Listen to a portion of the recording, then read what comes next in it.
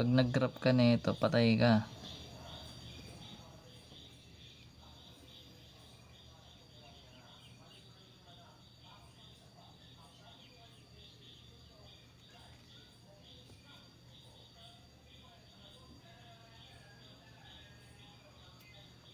Then dapat alam mo kailan dash line or kailan solid line.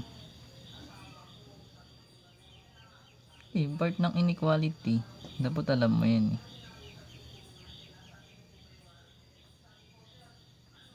Then dapat marunong ka mag-graph. Total linear lang naman siya. 'Di ba linear lang?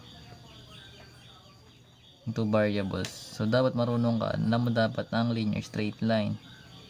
So dapat marunong ka ng form ng equals to mx plus b. Parang ganyan. Dapat marunong ka ng ganyan na form.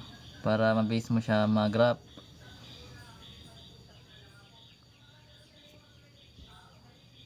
Kasi kung marunong ka mag-graph na ito, for example, meron kang given na ganito. Then may nakalagay na y is equals to 2x plus 1. So pag in-drop mo siya, madali lang kasi bali ang gagawin lang naman is kukuha ka ng number ng Cartesian, then lagay mo yung y-intercept. So ibig sabihin ng y-intercept 0 yung x, yung y mo yung 1. So 0 then 1, dito yon. Then from here, kunin mo tong slope. Over 1 mo lang siya.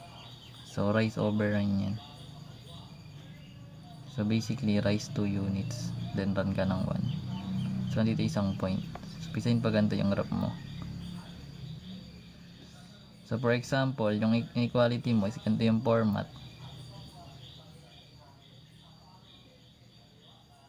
Yan kunyari. Ganito pa rin yung graph niyan. Pero kukuha ka ng points dito sa left tsaka right na ito. Para makuha mo kung ano yung solution set. So for example, dito yung kinuha natin. So kung ito yung line natin, ba ito yung line. So ito ano bang point meron dito? So that is 3, 0, 3. So gagalagay mo dito yung 0. Tapos yung 3 sa y.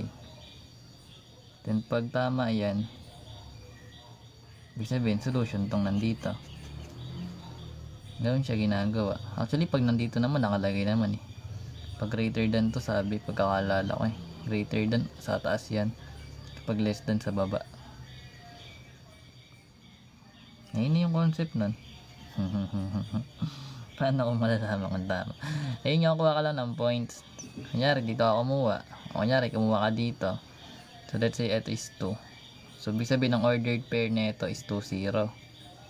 Sabihin 2 yung x, yung y mo 0. So pag nilagay mo siya dito, like magkakaroon ka ng y mo is 0 greater than or equal to 2 times yung x natin is 2 plus 1. So magiging 4 plus 1 or magiging 5. So ang 0 ba is greater than or equal to 5. So mali. So ibig sabihin ito yung solution set sa taas.